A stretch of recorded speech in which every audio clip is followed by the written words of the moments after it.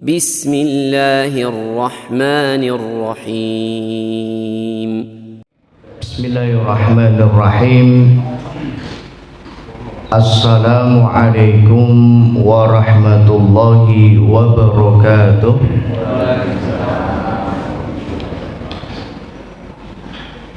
إن الحمد لله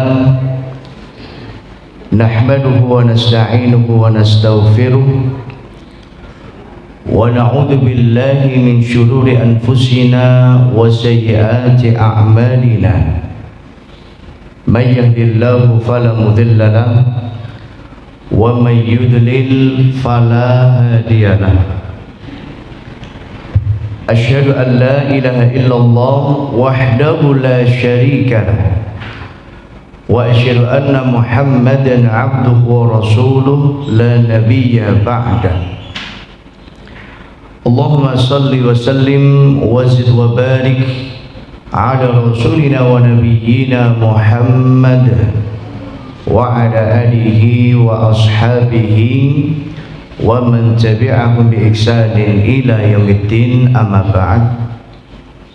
Ibu-ibu, bapak-bapak, adik-adik, ikhwan wa akhwat fillah, rahimani wa rahimakumullah. Semoga Allah senantiasa memberikan hidayah, rahmat dan taufiknya untuk kita semua. Amin ya rabbal alamin. Alhamdulillah, kita bersyukur kepada Allah. Di pagi hari ini kita masih diberikan kesempatan hidup di dunia. Kita masih diberikan Allah nikmat untuk kita bisa merasakan hidup di dunia. Oleh karena itu seorang mukmin di pagi harinya dia bersyukur kepada Allah. Ketika ia bangun tidur dia bersyukur kepada Allah dan mengucapkan alhamdulillah alladzi ahyana ba'dama amatana wa ilaihin nusyur. Jamaah rahimani wa rahimakumullah, kita pun bersyukur kepada Allah. Alhamdulillah, di pagi hari ini Allah masih memberikan kita kesehatan. Mungkin dari kita ada juga yang sakit, maka kita doakan semoga yang sakit segera disembuhkan Allah Subhanahu wa taala. Amin ya rabbal alamin. Karena dengan kesehatan itulah kita dapat beribadah dengan sempurna. Dengan kesehatan kita dapat melaksanakan salat dengan sempurna, bisa berpuasa dengan sempurna, dan melakukan aktivitas yang lain dengan sempurna. Maka Nabi SAW beliau biasa sering berucap, alhamdulillahilladzi bi ni'matihi tatimmus shalihat. Alhamdulillah, segala puji hanya milik Allah, bi ni'matihi, dengan segala nikmatnya, tatimmus shalihat, amal saleh itu dapat dilakukan dengan sempurna. Karena tanpa kesehatan tentu kita tidak bisa sholat dengan sempurna. Orang kalau nggak bisa sholat berdiri mesti sholatnya duduk, nggak bisa duduk sholatnya berbaring tiduran. Dan ingatlah bahwa kesempurnaan itu adalah milik Allah Subhanahu wa ta'ala. Maka mintalah kesempurnaan hanya kepada Allah Subhanahu wa ta'ala. Jamaah rahimani wa rahimakumullah, alhamdulillah pada pagi hari ini kita dapat dipertemukan kembali oleh Allah di tempat yang terbaik, di tempat yang dicintai Allah, yaitu masjid. Mudah-mudahan dengan kita cinta dengan masjid, senang berada di masjid, dan hati kita bergantung dengan masjid, mudah-mudahan ini diantara salah satu ikhtiar agar Allah Subhanahu wa ta'ala juga memberikan kasih sayang rahmat kepada kita semua. Jamaah rahimani wa rahimakumullah, ya, pada pagi hari ini kita akan melanjutkan kembali apa yang telah kita kaji dari kitab Minhajul Muslim, yaitu kitab yang disusun, yang dikarang oleh Syekh Abu Bakar Al-Jazairi rahimahullah. Beliau adalah ulama yang berasal dari Al-Jazairiyah, ya, Al-Jazair, tapi sudah lama menetap di Madinah sehingga beliau menjadi ulama di kota Madinah. dan juga menjadi tenaga pengajar seorang Syekh di Masjid Nabawi yang Allah Subhanahu wa taala telah memanggil beliau ya beberapa tahun yang lalu, kurang lebih sekitar tahun 2016. Ya, jamaah rahimani wa rahimakumullah, silakan yang bawa kitab bisa dibuka kitabnya di halaman yang ke-11. Masih di pasal rububiyah Allah, tentang keesaan Allah. Nah, pada pagi hari ini kita akan masuk dalil-dalil akli. Dalil akli. Jadi kadangkala orang ketika diberikan dalil nakli, yaitu dari Quran dan Sunnah, mereka tidak terima. Mereka hanya mau menerima apa? Yang rasional, yang masuk akal. Kira masuk akal ya. Nak masuk akal aku gelem, nak ora ya muha. Maka perlu manusia apa? Diberikan dalil-dalil akli yang bisa diterima oleh akal, sehingga setiap akal pasti menerima dan tidak mungkin menolak. Setiap akal pasti menerima dan tidak mungkin membantah. Karena kalau membantah tentu ini bertentangan dengan fitrah, bertentangan dengan hati nuraninya, bertentangan dengan akalnya ya. Maka Syekh Abu Bakar Al-Jazairi rahimahullahu ta'ala, beliau mengatakan di antara dalil-dalil akal sehat yang logis tentang rububiyah Allah terhadap segala sesuatu adalah sebagai berikut. Nah, jadi mulai pagi hari ini kita akan masuk pada dalil-dalil akli, sekalipun nanti akan tetap kita masukkan dalil-dalil dari Quran dan Sunnah untuk mempertegas dan memperkuat. Namun sebelum kita mulai, mari kita awali dan buka kajian kita pada pagi hari ini dengan kita membaca basmalah. Bismillahirrahmanirrahim. Kita berdoa memohon kepada Allah, semoga apa yang kita kaji pada pagi hari ini menjadi ilmu yang manfaat, ilmu yang barakah untuk diri kita, keluarga kita, dan untuk seluruh kaum muslimin. Amin ya rabbal alamin. Dan juga sebelum saya memulai kajian ini, saya ucapkan kepada kita semua, seluruh jamaah ya, ucapan selamat, yaitu selamat kita masih diberikan Allah kesempatan hidup di bulan Rajab. Karena bulan Rajab adalah termasuk salah satu dari bulan haram, bulan yang dimuliakan Allah, bulan yang dimana ketika seorang hamba beribadah, beramal salih, melakukan amalan ketaatan, maka ibadah, amal salih dan ketaatannya itu nilainya jauh lebih besar di sisi Allah daripada ibadah amal saleh yang dilakukan di luar dari bulan haram. Maka ketika orang sholat, maka sholat yang dilakukan di bulan haram itu jauh lebih baik nilai pahalanya daripada sholat yang dilakukan di luar dari bulan haram. Puasa yang dilakukan di bulan haram, maka nilai keutamaannya jauh lebih besar, pahalanya jauh lebih besar daripada puasa yang dilakukan di luar dari bulan haram. Ketika orang berinfak, dia bersedekah, dia wakaf, dia zakat, maka nilai infaknya maka akan jauh lebih besar di sisi Allah pahalanya daripada infak yang dia keluarkan di luar dari bulan haram.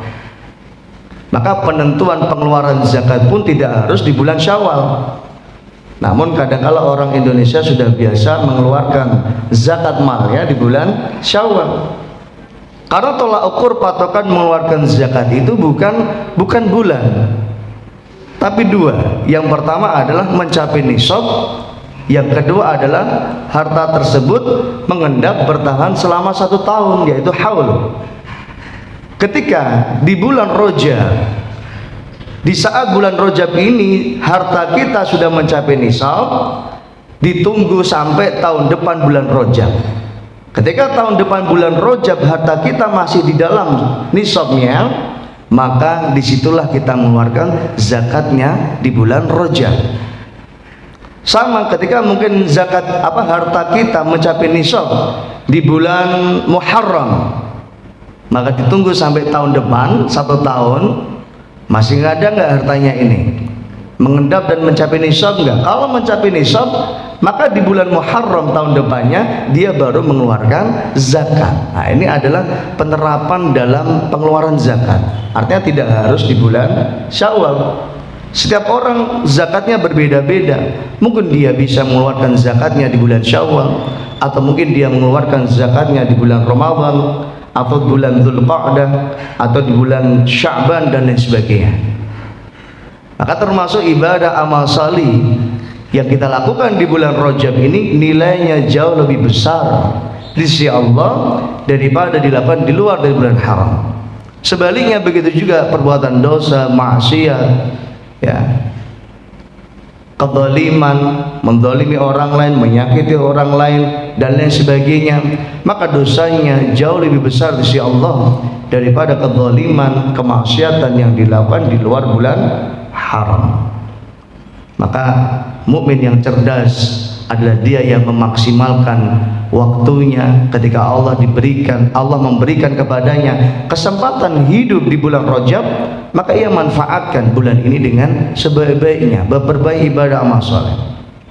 Mungkin dari kita ya, mungkin menunggu ibadah itu hanya di bulan Ramadan. Oh, setelah enggak Ramadan, aku tak wakafnya di bulan Ramadan, aku tak zakatnya di bulan Ramadan, aku nanti mau rajin sholatnya di bulan Ramadan, rajin sedekahnya di bulan Ramadan. Iya, kalau sampai hidupnya di bulan Ramadan. Banyak di antara kita ya, saudara-saudara kita, tetangga kita yang tahun kemarin mungkin 1 hari 2 hari sebelum Ramadan sudah ditakdirkan Allah berakhir ajalnya. Ya, Ramadan tinggal beberapa hari lagi dipanggil Allah Subhanahu wa taala meninggal dunia. Anda tidak ada jaminan bahwa kita akan bertemu dengan Ramadan. Sekalipun Ramadan sudah di depan mata. Berapa hari lagi Bapak Ibu? Tinggal 56 hari lagi. Bayangkan 56 hari lagi itu waktu yang singkat, cepat berlalu, cepat sekali. Ingat ya, apa yang saya ucapkan pada pagi hari ini, nanti ujuk-ujuk sudah Ramadan, besok sudah Ramadan, nggak terasa. Maka ini waktu yang singkat, tapi belum tentu kita bertemu dengan Ramadan.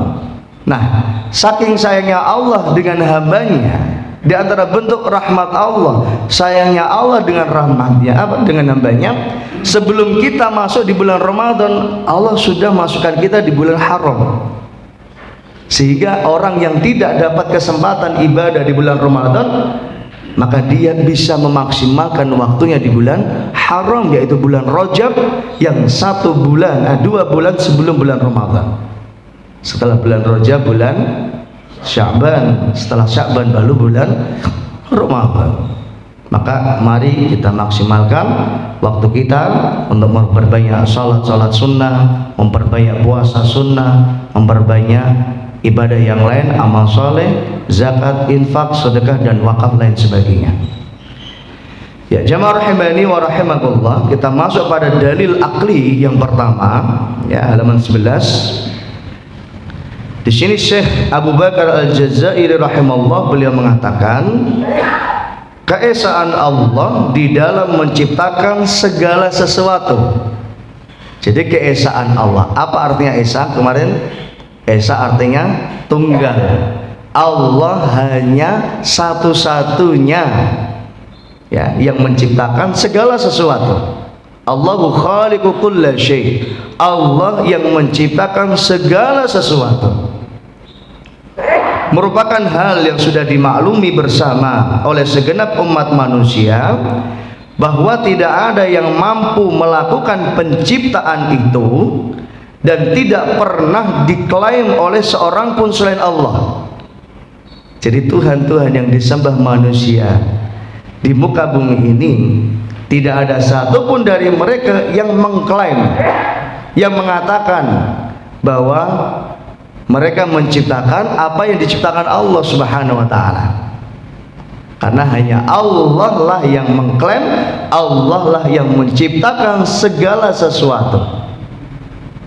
Sekalipun sesuatu yang diciptakan itu sangat kecil, seperti sehelai rambut. Nah, ini nggak ada yang bisa menciptakan rambut kecuali Allah di tubuh manusia, atau menciptakan hewan Ya, hewan yang sangat kecil apa? Hewan sangat kecil. Semut, atau ada yang lebih kecil dari semut. Apa? Tengu. Tengu itu apa, Pak? Ada yang lebih kecil dari tengu ternyata. Apa? Hah? Bakteri lebih kecil dari tengu. Ya kan, bakteri nggak nampak, virus nggak nampak. Ya, itu makhluk Allah Subhanahu wa ta'ala. Dan itu ciptaan Allah Subhanahu wa ta'ala. Nggak ada yang menciptakan ini kecuali Allah Subhanahu wa ta'ala. Atau bulu kecil pada sayap burung, atau selembar daun pada ranting yang sangat kecil, daun yang sangat kecil, itu Allah yang menciptakan. Nggak ada makhluk yang lain yang bisa menciptakan. Apalagi menciptakan suatu benda yang utuh atau hidup, atau planet yang besar ataupun yang kecil. Yang kecil aja nggak bisa, apalagi yang besar. Mustahil bisa menciptakan gunung mereka, mustahil bisa menciptakan laut, mustahil bisa menciptakan matahari dan bulan. Dan hanya Allah Subhanahu wa ta'ala satu-satunya Tuhan yang Allah mengatakan, akulah yang menciptakan segala sesuatu yang ada di langit dan di bumi. Saya ingin mengajak panjenengan untuk membaca Al-Quran. Ya, bawa HP, silakan dibuka aplikasi Qurannya. Yang dekat dengan Quran bisa dibuka Qurannya. Surat Al-Hajj, surat yang ke-22, juz ke-7, ya, 17. Surat Al-Hajj surat ke-22, juz ke-17, ayat ke-73. Yang kesusahan dicatat saja, karena tidak ada di dalam kitab. Dalam surat Al-Hajj ayat 73, Allah Subhanahu wa ta'ala di sini Allah berfirman, a'udzubillahi minasyaitonirrajim, ya ayyuhan nas, wahai manusia. Ayat ini diumumkan, ya, disampaikan, ditunjukkan kepada seluruh manusia, tidak hanya kepada orang yang beriman. Ya ayyuhan nas, wahai manusia. Dzuriba mathalun, Allah Subhanahu wa ta'ala akan membuat sebuah permisalan, perumpamaan. Fastami'u lahu, maka dengarkanlah. Nah, di sini Allah perintahkan kepada seluruh manusia untuk mendengarkan apa yang akan difirmankan Allah Subhanahu wa ta'ala. Fastami'u lahu, dengar, simak, pasang telinganya untuk mendengar apa yang akan disampaikan Allah Subhanahu wa ta'ala. Innal ladzina tad'una min dunillah, sesungguhnya mereka yang kalian seru, yang kalian berdoa kepada selain Allah, lan yakhluqu dzubaban, mereka nggak akan bisa menciptakan seekor lalat. Lam yakhluqu dzubaban, mereka nggak akan bisa menciptakan seekor lalat. Wala wijtama'u lahu, sekalipun mereka apa? Saling bersinergi, saling bekerja sama bareng-bareng untuk menciptakan seekor lalat, nggak akan bisa. Karena yang bisa menciptakan lalat hanya Allah Subhanahu wa ta'ala. Ini dalil yang jelas, yang tegas. Kalau mereka nggak menerima Al-Quran, mereka bisa menerima dengan akalnya bahwa nggak ada yang bisa menciptakan lalat kecuali Allah. Lan yakhluqu dzubaban, mustahil, lan. Jadi tidak lan ini dalam bahasa Arab ya artinya sama sekali tidak bisa. Lan yakhluqu dzubaban wala wijtama'u bihi lahu wa in yaslubuhumudz dzubabu syai'an, apabila seekor lalat mengambil makanan dari salah satu dari mereka, ya kan, lalat mengambil sepotong, secuil kecil dari roti atau makanan dan lain sebagainya, la yastanqidhuhu minhu, maka manusia atau Tuhan yang mereka semua nggak akan bisa mengambil apa yang sudah diambil lalat. Nyamuk kalau sudah apa?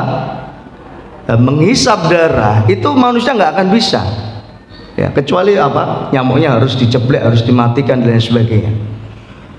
Apa yang diambil lalat pun nggak akan bisa diambil kembali. Ya, wa in la yastanqidhuhu minhu dha'fa at-talib wal matlub. Sungguh lemah at-talib wal matlub, yaitu sungguh lemah makhluk yang meminta kepada selain Allah, dan sungguh lemah selain Allah yang diminta.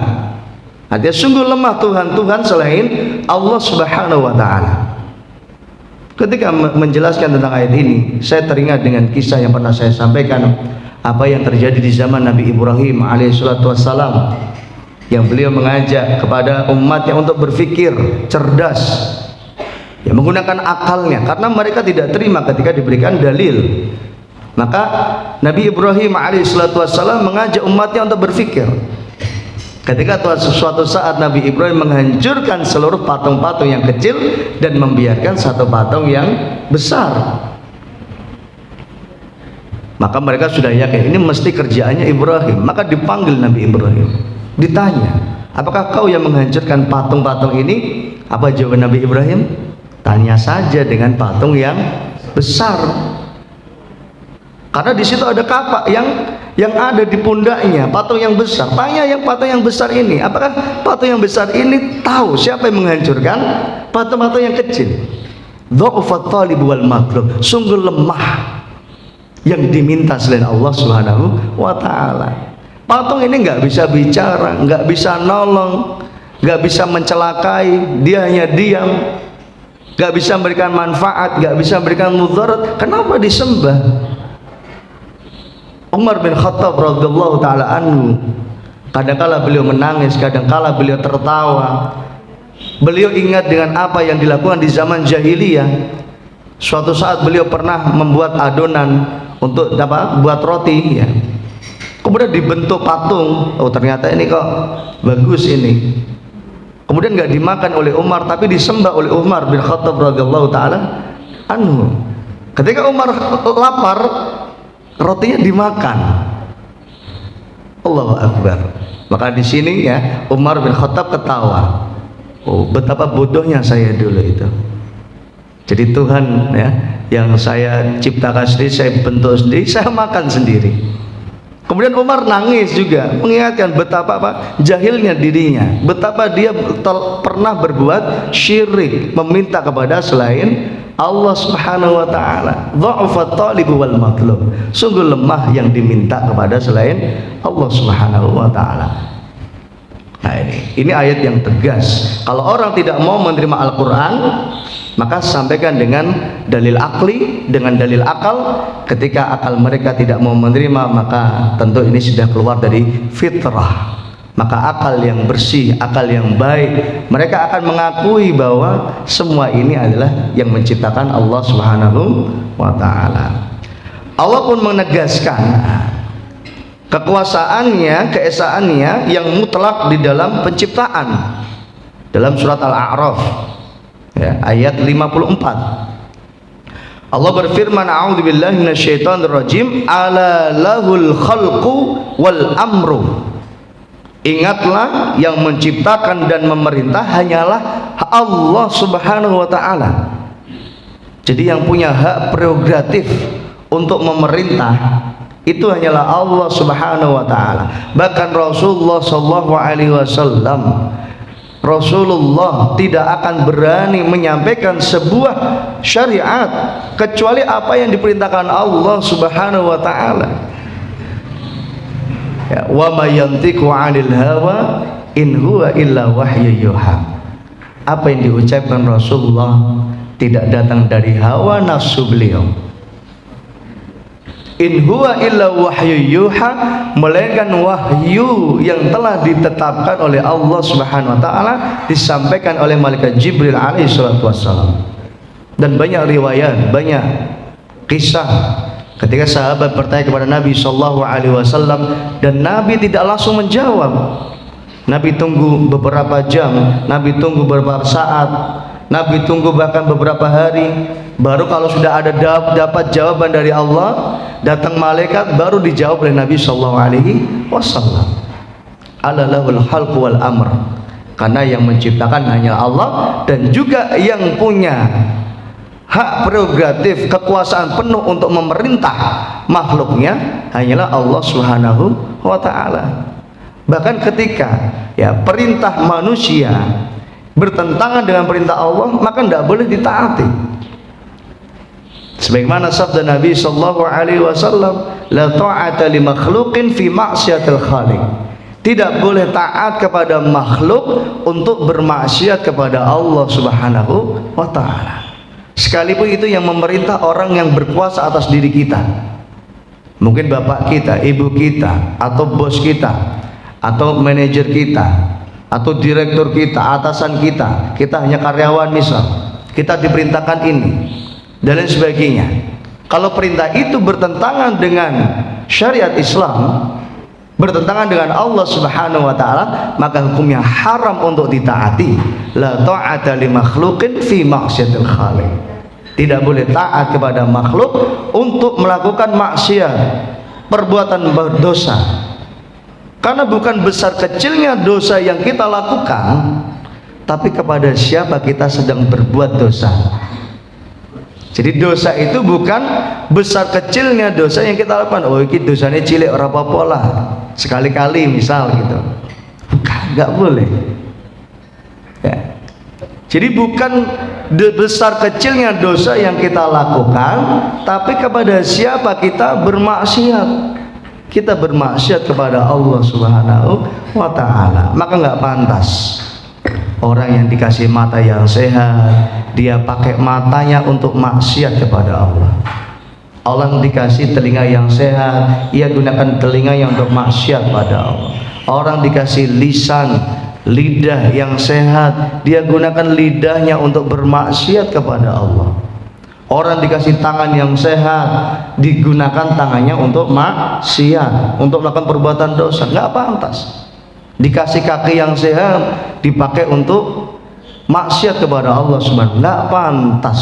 Padahal dia gunakan nikmat Allah Subhanahu wa ta'ala ini untuk bermaksiat. Jadi mereka bermaksiat saja butuh nikmat Allah Subhanahu wa ta'ala. Maka kalau mereka menggunakan kesehatan untuk bermaksiat kepada Allah, maka kita pun justru harus wajib menggunakan kesehatan kita untuk taat kepada Allah Subhanahu wa ta'ala. Maka sehat itu penting, bukan yang penting sehat. Maka untuk bisa sempurna ibadah tadi sebagaimana yang saya sampaikan di awal, maka kita harus sehat. Karena bahkan orang mau maksiat pun mereka harus sehat. Ya, orang mau maksiat pun mereka harus sehat. Karena nggak mungkin ketika mereka sakit mereka akan maksiat kepada Allah. Ini fitrah. Jadi ini fitrah yang diciptakan Allah. Ketika orang lemah, dia nggak akan menentang Allah Subhanahu wa ta'ala karena dia lemah. Ya. Ala lahul khalq wal amr. Jadi yang menciptakan hanyalah Allah dan yang memerintah hanyalah Allah. Tabarakallahu rabbul alamin. Maha berkah, maha baik Allah, Rabb semesta alam. Jadi Allah Tuhannya alam semesta. Allah Tuhannya langit, Tuhannya bumi, Tuhannya jin, Tuhannya malaikat, Tuhannya ikan, Tuhannya hewan-hewan binatang, Tuhannya manusia, Tuhannya pohon dan lain sebagainya. Rabbul alamin, Tuhannya alam semesta. Kemudian dalam surat As-Saffat ayat 96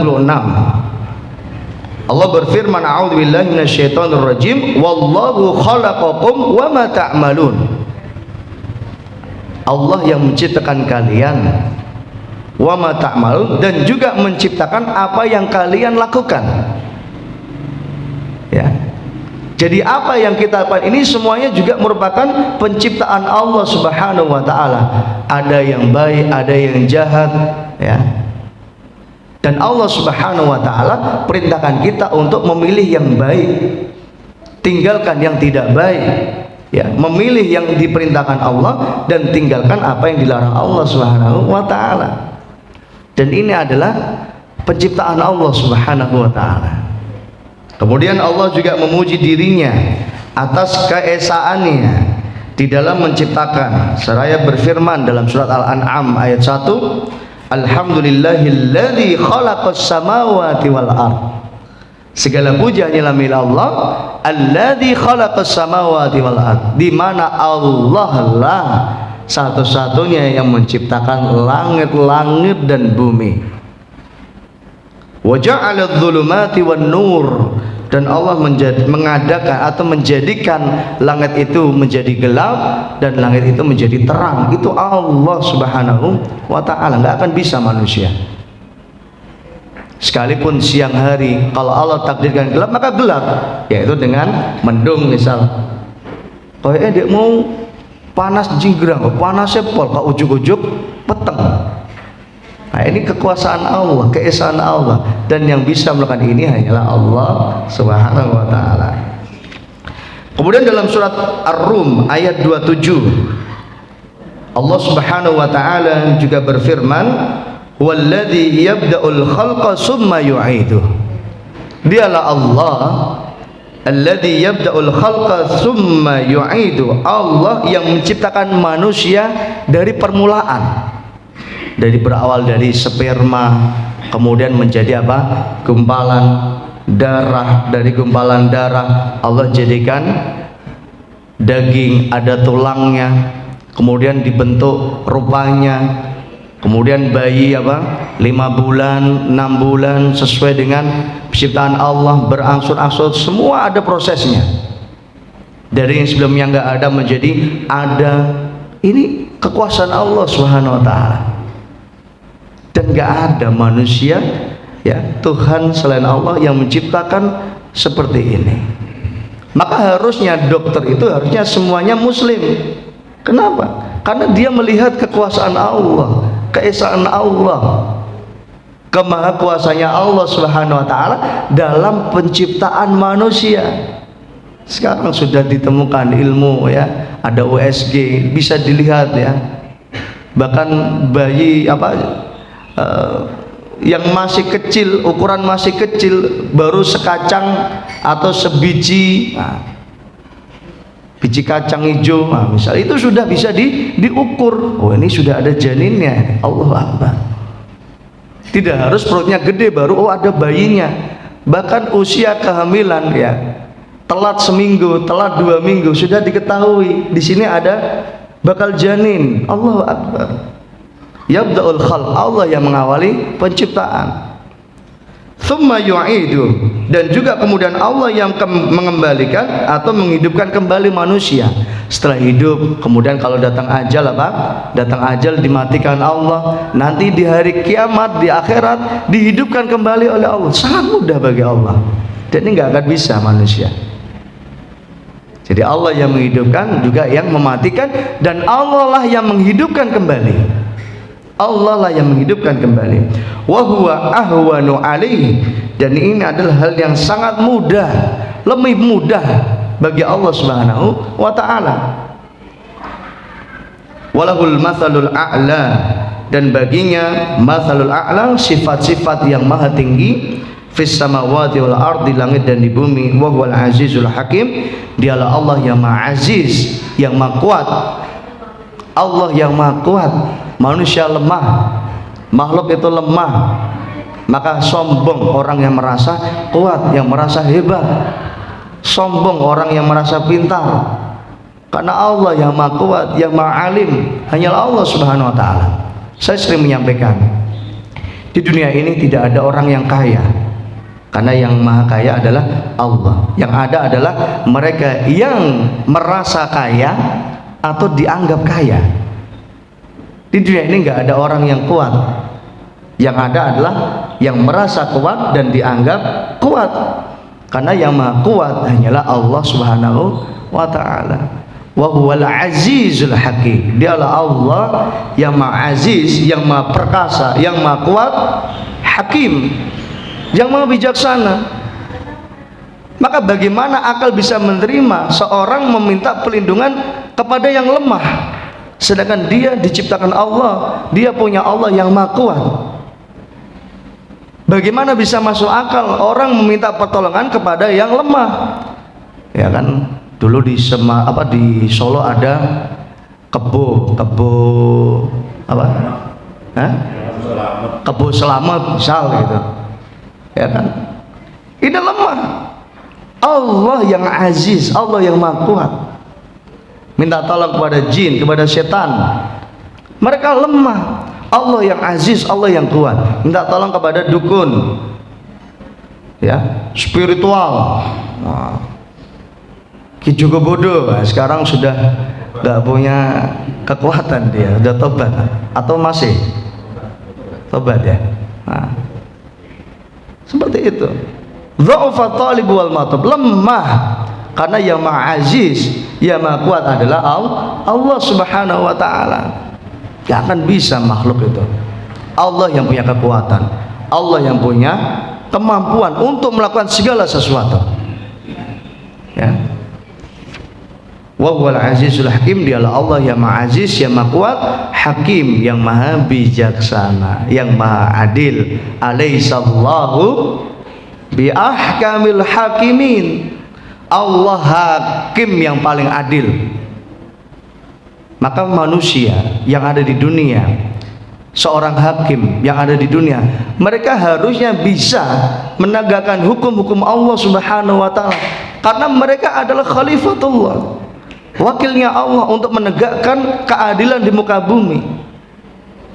Tapi ketika manusia tidak mendapatkan keadilan di dunia, jangan sampai lupa, jangan dikira dia akan selamat. Ketika orang tidak mendapatkan keadilan di dunia, dia akan mendapatkan keadilan di akhirat. Alaihissallahu bi ahkamil hakimin. Allah hakim yang paling adil. Ketika orang selamat dari hukum, jeratan hukum di dunia, dia nggak akan selamat dari jeratan hukum di akhirat. Mungkin di dunia dia punya backingan, ada yang melindungi dia. Mungkin dia kenal dengan presiden, kenal dengan gubernur, kenal dengan bupati, kenal dengan camat, kenal dengan kepala desa atau Pak RT dan lain sebagainya.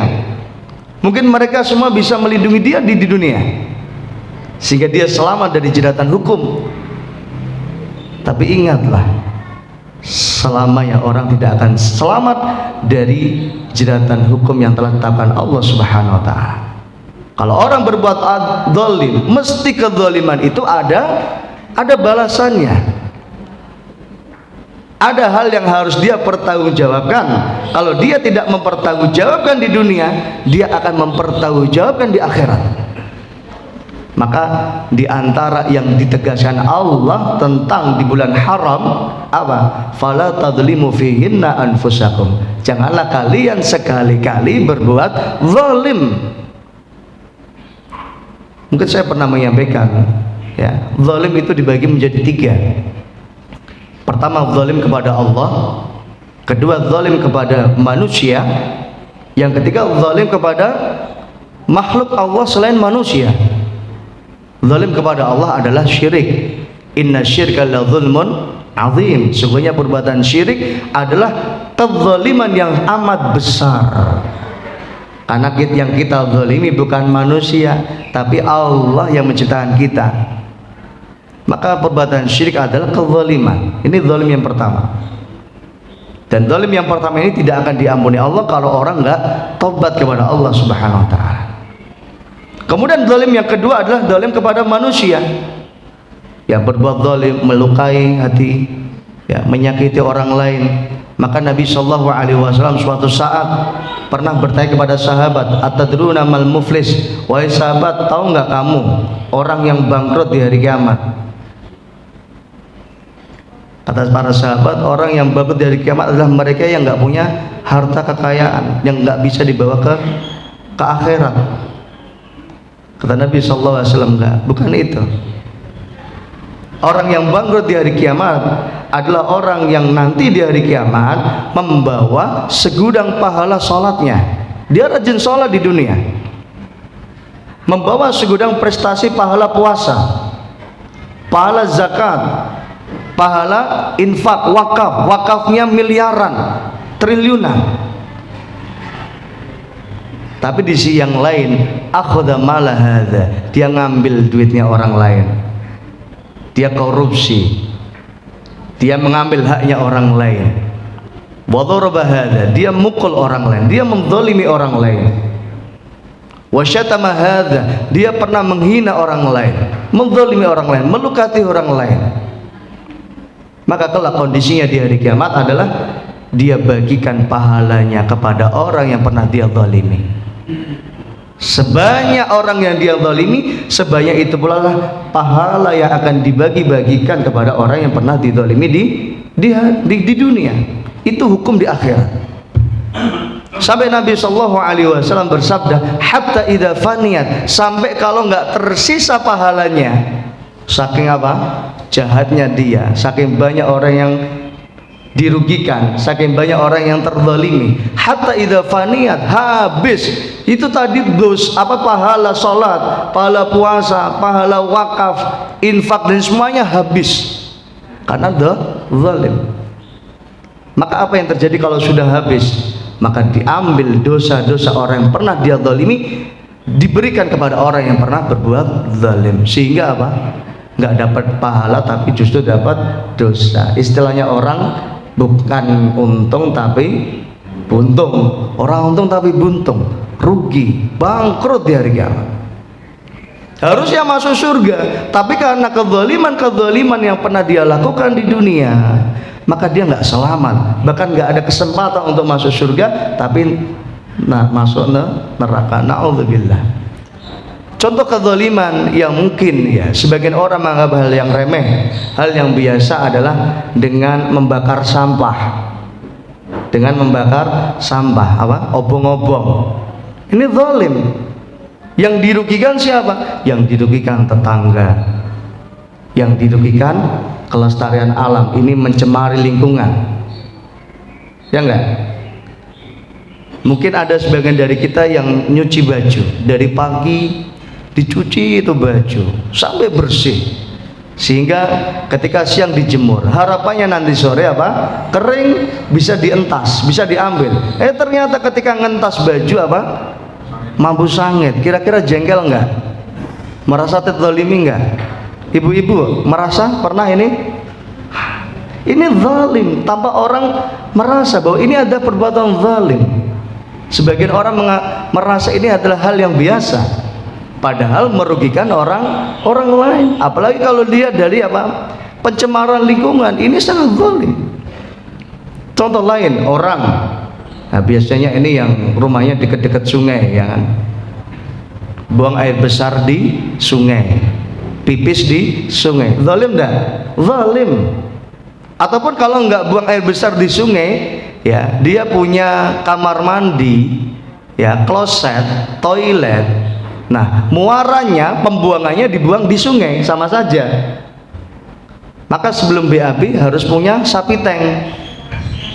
Jangan BAB kalau nggak punya sapi tank. Jangan sampai kita justru malah menimbun dosa karena ini berbuat zalim. Kita nggak tahu ya.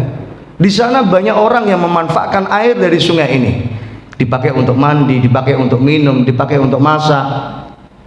Mungkin ada yang dari mereka berenang, ujuk-ujuk ono gedang goreng, ya kan? Zalim ini, zalim. Termasuk contoh yang lain. Nah, ini kadang orang menganggap hal yang biasa. Punya mobil, tidak punya garasi, akhirnya diparkir di jalan. Zalim enggak? Zalim. Itu haknya orang lain, itu jalan. Haknya orang banyak.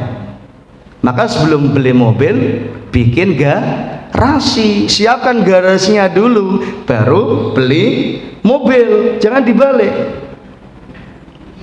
Beli mobil, garasinya gampang, kok pinggir jalan tidak orang masalah, aman. Yang penting dikunci. Mengganggu jalan, ini zalim, merugikan orang lain. Maka jangan sampai kita merugikan orang lain, jangan sampai ada orang lain yang dirugikan atas ulah perbuatan kita. Para ulama menyebut orang melakukan kezaliman di dunia, maka dia telah menyiapkan musuh-musuh di akhirat. Karena nanti orang yang pernah dirugikan di dunia, pernah dizalimi di dunia, nanti di akhirat mereka akan nuntut balik. Mereka akan nuntut. Na'udzubillah. Kemudian yang ketiga, kezaliman kepada makhluk selain manusia, kepada binatang, kepada jin. Termasuk ini zalim. Kadang-kala buang air besar sembarangan, kencing sembarangan, buang air panas sembarangan. Kita nggak tahu di situ ada jin dan itu makhluk Allah. Kalau jinnya mukmin beriman, mungkin bisa memaafkan kita. Tapi kalau jinnya kafir, dia akan goda kita, ganggu kita. Makanya ada orang kenapa diganggu jin? Karena dia mengganggu mereka. Kalau nggak mau diganggu, jangan ganggu. Ini zalim. Innal malaikata ta'adza bima yata'adza bani Adam. Sama, malaikat juga merasa terganggu ketika manusia terganggu. Ketika manusia merasakan dia terganggu, terzalimi, maka malaikat juga terzalimi. Nah, ini malah nggak boleh.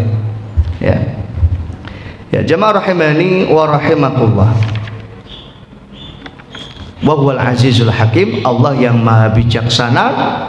Dan ketika orang tidak mendapatkan keadilan di dunia, pasti akan mendapatkan keadilan di akhirat. Nah, jika demikian, kita balik ayat ke halaman ke-12. Jika demikian, bukankah keesaan Allah di dalam menciptakan segala sesuatu merupakan bukti atas wujud dan rububiyahnya? Artinya menunjukkan bahwa Allah itu benar-benar ada, bukan ilusi.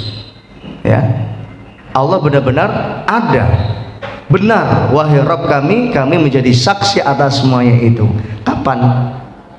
Ketika bayi berada di kandungan ibunya. Ketika Allah Subhanahu wa taala mengatakan alastu bi rabbikum qalu bala syahidna, maka setiap janin akan mengatakan bala syahidna, benar ya Allah, Kaulah Tuhan kami. Itu bayi di janin saja apa mengikrarkan. Maka Nabi sallallahu alaihi wasallam bersabda, kullu mauludin yuladu ala fitrah. Setiap anak yang dilahirkan dalam kondisi fitrah, bertauhid kepada Allah. Kalau nggak ada campur tangan manusia, itu mesti bertauhid kepada Allah. Mesti apa? Meyakini bahwa ini adalah Allah Subhanahu wa taala yang punya keesaan, kekuasaan. Nah, itu fitrah. Fa abawahu yuhawidani aw nuyasirani aw yumajjisanihi, maka bapak ibunya yang menjadikan anak itu seorang Yahudi, Nasrani, Majusi, orang tua yang punya peran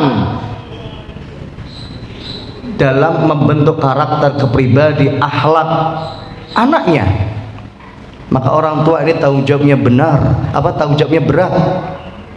Tidak hanya sekedar punya anak, ya, tidak hanya sekedar bikin anak, tapi harus bertanggung jawab di dunia dan di akhirat. Ini tanggung jawab besar ini, karena setiap orang tua akan dimintai pertanggungjawaban. Suami akan dimintai pertanggungjawaban oleh Allah terhadap istrinya, anak-anaknya. Dan tanggung jawab yang berat adalah ketika orang tua menjaga anak-anaknya dari api neraka. Qu anfusakum wa ahlikum nar. Jaga dirimu dan keluargamu dari api neraka. Berat, apalagi di zaman sekarang. Media begitu vulgarnya menontonkan tontonan-tontonan yang tidak baik, dan anak-anak kita melihat itu. Berat ujiannya mendidik anak di zaman sekarang, lebih berat daripada mendidik di zaman Rasulullah, di zaman para sahabat. Maka saya sering menyampaikan, mungkin orang yang sholat di zaman ini pahalanya jauh lebih besar daripada sholat yang dilakukan para sahabat. Kenapa? Karena ujiannya jauh lebih berat. Dulu sahabat tidak punya HP, ya kan? Tidak punya WhatsApp, tidak punya Facebook, tidak punya YouTube. Sehingga untuk khusyuk di dalam sholat, untuk tidak berpaling dari Allah, agar tetap fokus untuk ibadah, tidak fokus kepada dunia, itu jauh lebih mudah. Sekarang kita mau lihat kajian saja di YouTube, ada iklan yang nggak benar. Kita mau dakwah lewat Facebook, ya, ternyata juga ada postingan yang nggak benar di Instagram, di Twitter dan lain sebagainya.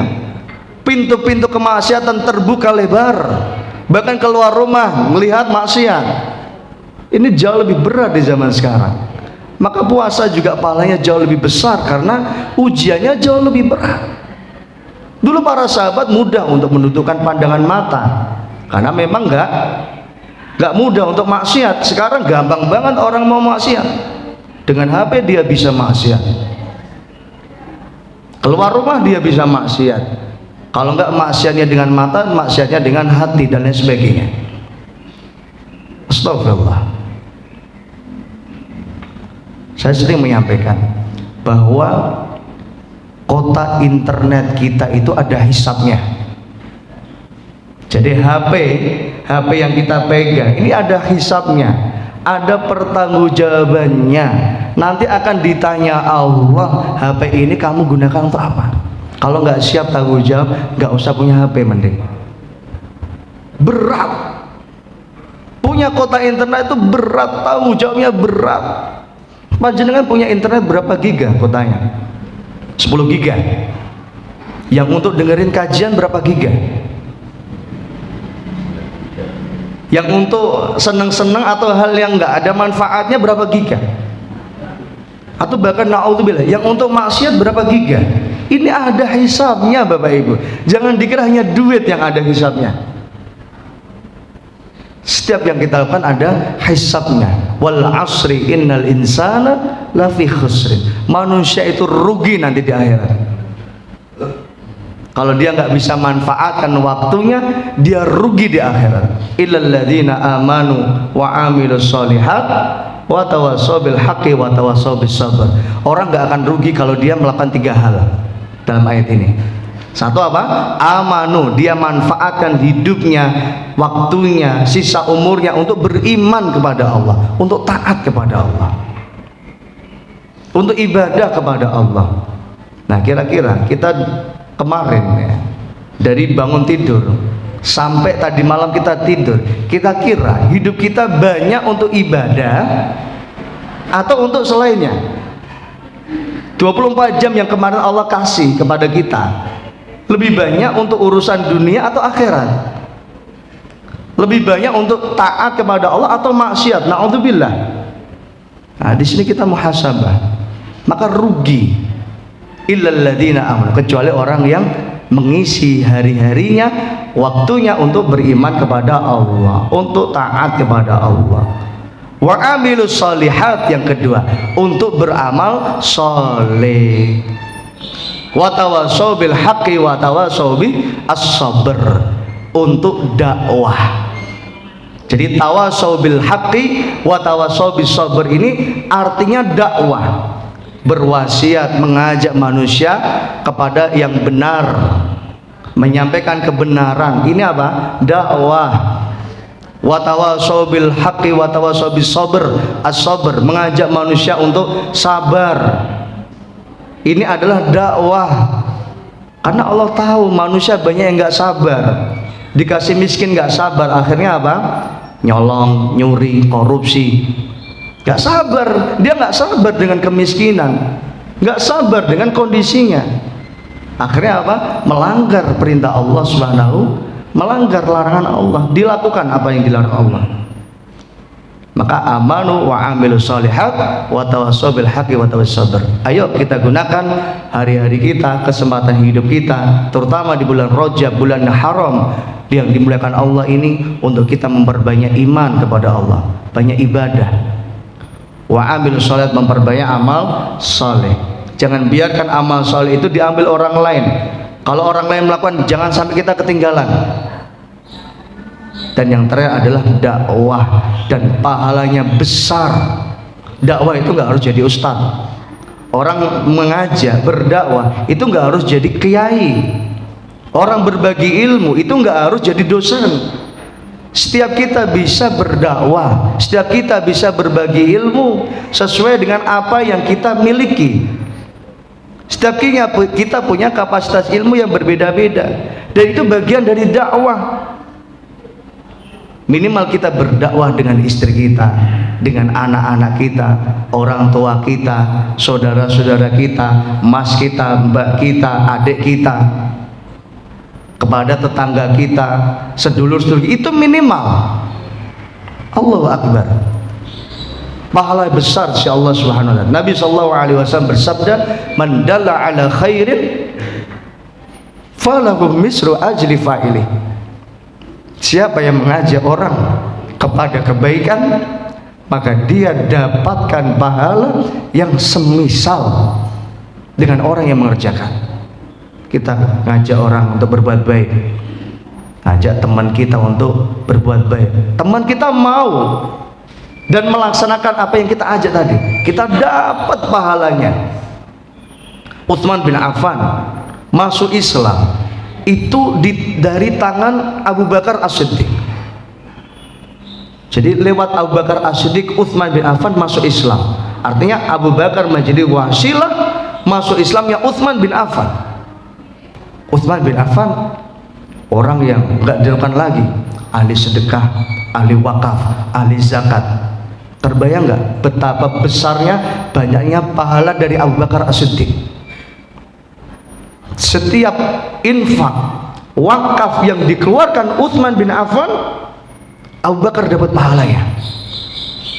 Belum lagi kalau kita ngajari anak kita sholat, ngajari anak kita ngaji, selama mereka tetap sholat, selama tetap mereka ngaji, kita dapat pahala dari sholat mereka, dari ngaji mereka.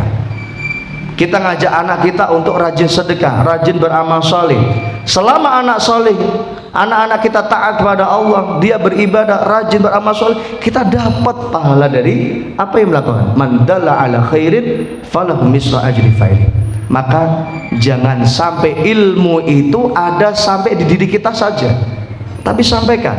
Habis ngaji seperti ini, diajarkan ke istri, diajarkan ke anak, disampaikan ke teman, disampaikan ke teman kantor, ke sahabat. Kalau perlu diajak ngaji. Saya sering nyampaikan, kalau ngaji jangan ngaji sendiri. Bapak-bapak jangan ngaji sendiri. Wahai para suami jangan ngaji sendiri. Ajak istrinya. Jangan jadi suami yang egois. Suami yang egois adalah suami yang kalau ngaji ngajak ngajinya sendiri, nggak diajak istrinya, sehingga nanti yang paham agama ya suaminya, istrinya nggak paham agama. Nah ini nanti yang akan jadi masalah dalam rumah tangga. Kalau suaminya paham agama, istrinya nggak paham agama, istrinya melakukan kesalahan diingatkan, istrinya nggak mau. Coba kalau istrinya paham agama, satu frekuensi, dia akan mudah untuk menerima. Jangan jadi orang tua yang egois. Kalau ngaji sendiri, ajak anak-anak kita ngaji, diajak. Jangan biarkan anak kita nggak kenal agama. Jangan sampai anak kita nggak kenal sholat.